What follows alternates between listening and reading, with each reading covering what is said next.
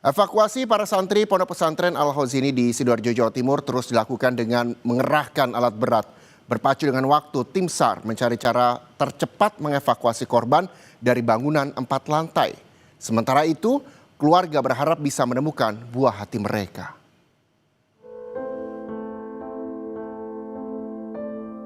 Akhirnya, alat berat dikerahkan untuk mengevakuasi korban ambruknya Ponpes Buduran setelah mendapat persetujuan seluruh keluarga korban. Kesepakatan itu dicapai usai tim SAR gabungan memberikan penjelasan perkembangan pencarian setiap hari kepada keluarga korban. Di Sidoarjo, tim SAR mulai menggunakan alat berat berupa kren atau derek untuk mengevakuasi korban reruntuhan bangunan asrama putra Pondok Pesantren Al-Khozini. Alat berat diprioritaskan untuk daerah yang teridentifikasi sebagai lokasi hitam atau tidak ada tanda-tanda kehidupan dari korban yang tertimbun reruntuhan. Sampai tadi pagi tidak ada, akhirnya tim gabungan memutuskan untuk masuk tahap berikutnya. Tahap evakuasi pencarian dengan menggunakan alat-alat berat.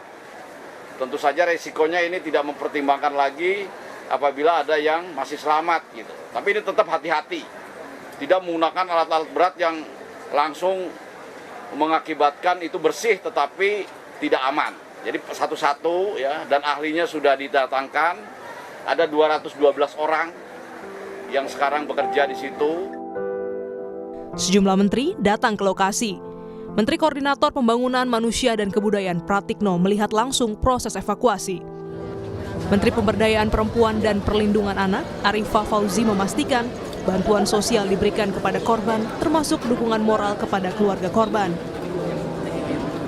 Sementara itu, Menteri Koordinator Bidang Pemberdayaan Masyarakat Muhaimin Iskandar meminta kepada setiap pondok pesantren di seluruh Indonesia untuk tidak membangun tanpa adanya pengawasan dan bimbingan ahli teknik bangunan.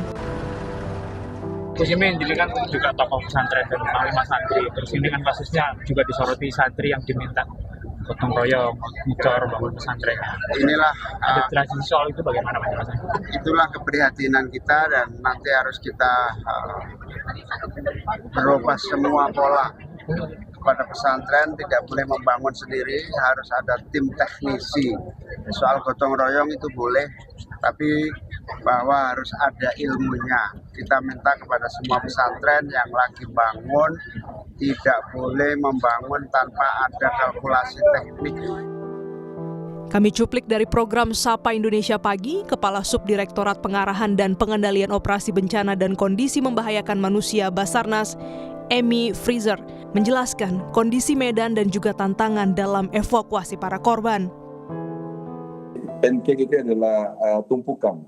Jadi kita bisa bayangkan bangunan 4 lantai, kemudian hancur atau gagal sebab konstruksi penyangga, menyebabkan bangunan menjadi jatuh berlapis. Dan pada saat posisi jatuh berlapis ini berbagai pola tercipta, namun sebagian besar polanya itu adalah pola pancake kalau di dalam istilah bangunan runtuh yang dipahami selama ini merupakan pola runtuhan yang memiliki tingkat kesulitan tertinggi, di mana ditambah dengan kondisi bahwa peruntukan dari lantai dasar ini adalah ruang terbuka atau seperti tempat beribadah yang dimana tentu sangat minim dengan benda-benda lain yang bisa menyangga. Haikal. Ya. Kamu yang sakit apa, Nak? Semuanya sakit. Semuanya sakit. Oke, semangat ya.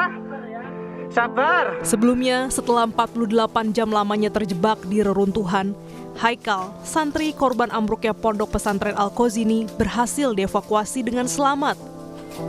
Sang ibu tak kuasa menahan haru, akhirnya bisa melihat putranya kembali. Selendra Haikal Raka Aditya yang sempat berkomunikasi dengan tim SAR berhasil dievakuasi pada Rabu sore setelah 3 hari 2 malam bertahan di bawah reruntuhan. Kini, tim SAR gabungan berpacu dengan waktu untuk mengevakuasi korban di lokasi ambruknya Pondok Pesantren Buduran. Keluarga korban menanti dalam harap bisa menemukan buah hatinya yang terjebak di reruntuhan. Pemerintah pun diminta tegas mengevaluasi bangunan pondok pesantren.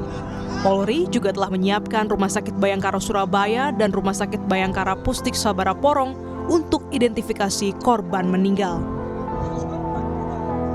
Tim Liputan, Kompas TV.